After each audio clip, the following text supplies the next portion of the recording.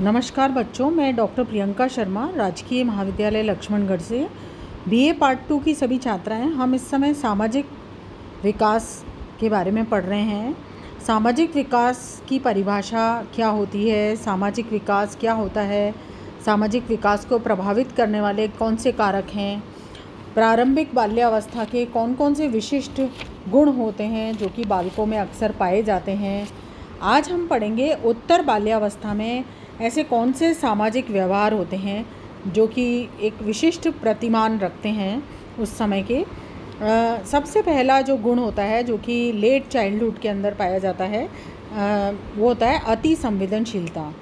उत्तर बाल्यावस्था के अंदर बालक विशेष रूप से 10-11 साल के जो बालक हैं वो बहुत ही संवेदनशील होते हैं और लड़कियां भी अति संवेदनशीलता जो है वो तरुणावस्था तक बढ़ती रहती है।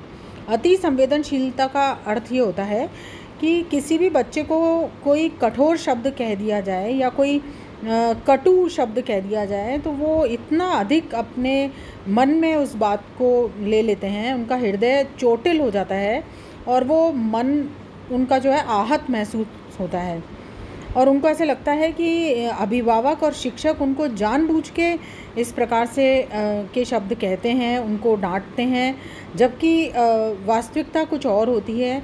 शिक्षक और माता पिता हमेशा अपने बच्चे की भलाई के लिए और बच्चे के भविष्य के लिए ही उनको कोई बात कहते हैं, कठोर परिश्रम करने के लिए कहते हैं। लेकिन कभी कभी जो इस उम्र के बालक होते हैं वो माता पिता और शिक्षकों के जो कटु शब्द हैं उनसे काफ़ी आघात महसूस करते हैं। इस प्रकार की जो अति संवेदनशीलता का भाव है वो लेट चाइल्डहुड के अंदर पाया जाता है। सामाजिक स्वीकृति। उत्तर बाल्यावस्था के अंदर हर एक बालक की ये इच्छा होती है कि समाज में सभी लोग उसको स्वीकार करें, समाज में उसकी प्रशंसा हो, उनके पहनावे, खेल, व्यवहार, भाषा के संबंध में दूसरों से अनुमोदन प्राप्त हो। इस कारण से वो मधुर वाणी बोलना सीखते हैं, साफ सुथरे, सुंदर और आकर्षक वस्त्र पहनना पसंद करते हैं ताकि सब जने उनकी प्रशंसा करें। इसके अलावा जिन बालकों में ईर्ष्या, कायरता, सनकीपन के लक्षण पाए जाते हैं उनको जो है सामाजिक अनुमोदन की भावना उनके अंदर अधिक रहती है क्योंकि वो दूसरों से ईर्ष्या का भाव रखते हैं। लेकिन 8-9 साल की उम्र होते होते जो बालकों के अंदर ये सामाजिक अनुमोदन की भावना है ये धीरे धीरे कम होने लगती है।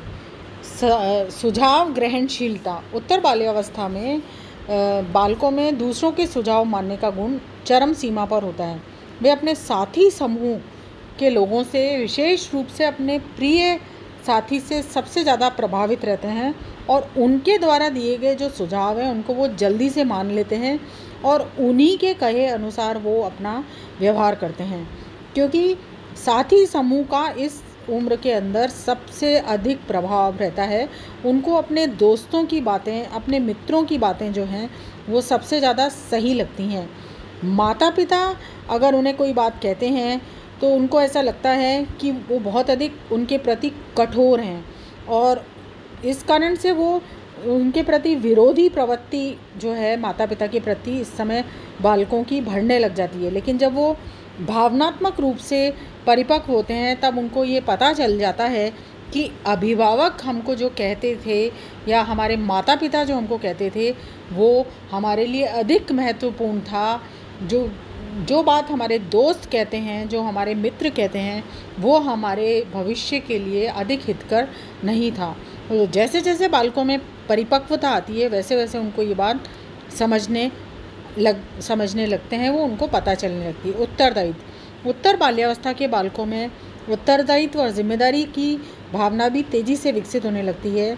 वे अपने माता पिता पर हर एक बात के लिए आश्रित नहीं रहते हैं। नहाना धोना, कपड़े बदलना, खुद खाना खाना, पढ़ना लिखना जैसे छोटे छोटे कार्य वो धीरे धीरे खुद ही करने लग जाते हैं और इसके लिए पारिवारिक वातावरण भी जिम्मेदार होता है। अगर परिवार के सदस्य बालकों को जितना अवसर प्रदान करेंगे उतना ही वो बालक जो है उसके अंदर उत्तरदायित्व की भावना उतनी ही ज़्यादा विकसित होगी। प्रतियोगिता। उत्तर बाल्यावस्था में प्रतिस्पर्धा और स्पर्धा प्रबल रूप से विकसित होती है।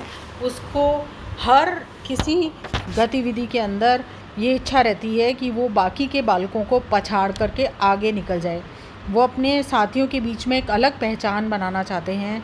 वो किसी भी प्रकार के कोई खेल कूद हो, पढ़ाई से संबंधित कोई प्रतियोगिताएं हो, उसमें वो जी जान लगा करके खेलने का प्रयास करते हैं और उनको ऐसा लगता है कि वो अगर इसमें प्रथम आ जाएंगे तो सभी जगह उनकी प्रशंसा होगी, सब जगह जो है हर कोई जना उनको स्वीकार कर लेगा। एक अच्छे खिलाड़ी के रूप में उनके मन में ये बात बैठ जाती है कि एक अच्छा खिलाड़ी तभी बन सकता है जब उसके अंदर सहयोग, उदारता और समूह में समायोजित होने का विलक्षण गुण हो। तभी वो सभी के साथ मिलजुल करके खेल के और आगे बढ़ सकता है। सामाजिक अंतर्दृष्टि। सामाजिक अंतर्दृष्टि वह योग्यता है जिसमें बालक अपनी कल्पनाशीलता एवं विचारों के माध्यम से दूसरे बालकों की मानसिकता, सांवेगिक अभिवृत्तियों एवं विचारों को समझने, जानने, पहचानने का प्रयास करता है और उसी के अनुसार उसकी समस्याओं का निराकरण करता है। अच्छे सामाजिक समायोजन के लिए यह आवश्यक है कि विभिन्न परिस्थितियों में दूसरे व्यक्तियों के विचार, भाव, व्यवहार और सांवेगिक स्थिति को समझा जाए और उसके संबंध में सही अनुमान लगाया जाए। परंतु यह तभी संभव है जब उस व्यक्ति में सामाजिक सूझ हो। सामाजिक सूझ का विकास उम्र बढ़ने के साथ साथ होता है।